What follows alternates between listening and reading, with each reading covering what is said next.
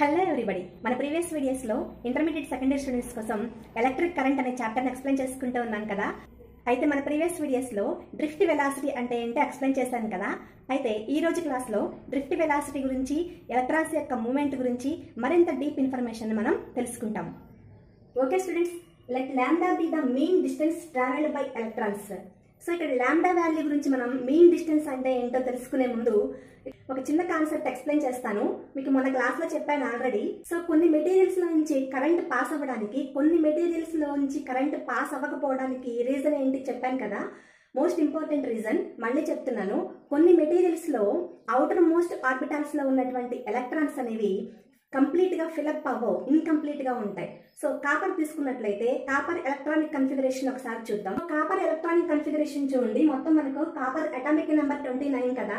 అయితే చివరి ఆర్బిటాల్లో అంటే ఇక్కడ 3d9 ఉంది. అంటే లాస్ట్ ఆర్బిటాల్ అంటే అవుటర్ మోస్ట్ ఆర్బిటాల్లో మనకు 9 ఎలక్ట్రాన్సే ఉన్నాయి. అంటే దాదాపు 5 ఉంటాయి కదా. 5 2 10 ఫిలప్ అవ్వాలి, కానీ 9 ఉన్నాయి ఇక్కడ. అంటే ఇన్కంప్లీట్ గా ఉంది కదా.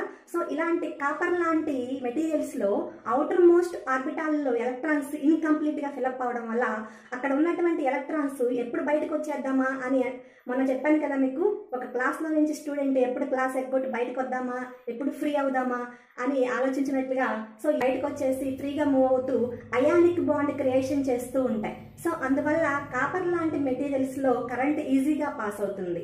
సో చెక్క, స్పాంజీ ఇలాంటి మెటీరియల్స్ లో కరెంట్ పాస్ అవుతుంది కదా. సో అలా పాస్ అవ్వడానికి రీజన్ ఏంటి అక్కడ? సో వాటిల్లో ఉన్నటువంటి ఎలక్ట్రాన్స్ అన్ని కూడా న్యూక్లియస్ కి బౌండ్ అయి ఉంటాయి. సో న్యూక్లియస్ కి ఒబే అయి ఉంటాయి. అందువల్ల అవి అక్కడి నుంచి కదలవు. సో అందువల్ల వాటిలో నుంచి మనకు కరెంట్ పాస్ అవ్వదు.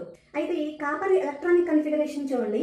ఇక్కడ 3d9 ఉంది కదా. అంటే ఇక్కడ 4s2 నుంచి ఒక ఎలక్ట్రాన్ ట్రాన్స్ఫర్మేషన్ అయిపోతుంది. అంటే అది స్టెబిలిటీ పొందాలి అంటే 3d10 రావాలి కదా.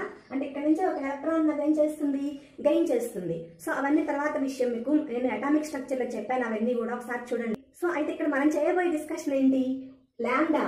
సో మీన్ డిస్టెన్స్ లాంబ్డా అంటే ఏంటి? సో యాక్చువల్గా మన అందరం మన మైండ్లో ఎలా ఆలోచిస్తామంటే, సపోజ్ ఇది వైర్ అనుకోండి, కాపర్ వైర్ అనుకోండి. ఎలక్ట్రాన్స్ అటు నుంచి ఇటువైపు స్ట్రైట్ లైన్లో స్పీడ్గా వెళ్తూ ఉంటాయి కదా అనిపిస్తుంది. అలా ఆలోచిస్తారు కదా, ఇమాజిన్ చేస్తారు. కానీ అది రాంగ్. సో ఎలక్ట్రాన్స్ ఎలా వెళ్తాయంటే, ఒక ఎగ్జాంపుల్ చెప్తాను. ఒక రైల్వే కంపార్ట్మెంట్కి వెళ్ళారు మీరు. సో ఆ కంపార్ట్మెంట్ అంతా కూడా బాగా ఫుల్గా జనాలతో లగేజ్ తోటి ఉంది. మీరు తొక్కుకుంటూ తోసుకుంటూ ఎక్కుతారు. మీరేం చేస్తారు, ఒక సైడ్ నుంచి ఎక్కుతారు. ఎక్కి వాళ్ళని గుద్దుకొని, వీళ్ళని గుద్దుకొని, ఆ లగేజ్ గుద్దుకొని, ఈ లగేజ్ గుద్దుకొని ఎట్లా చివరికి మీ సీట్ ఎక్కడ ఉందో అక్కడికి వెళ్తారు కదా. సేమ్ ఈ ఎలక్ట్రాన్స్ కూడా అలాగనే జిగ్జాగ్ గా సో ఇలా వెళ్తాయి, అలా వెళ్తూ ఉంటాయి. స్ట్రైట్ లైన్ లో వెళ్ళవు, ఇలా వెళ్ళి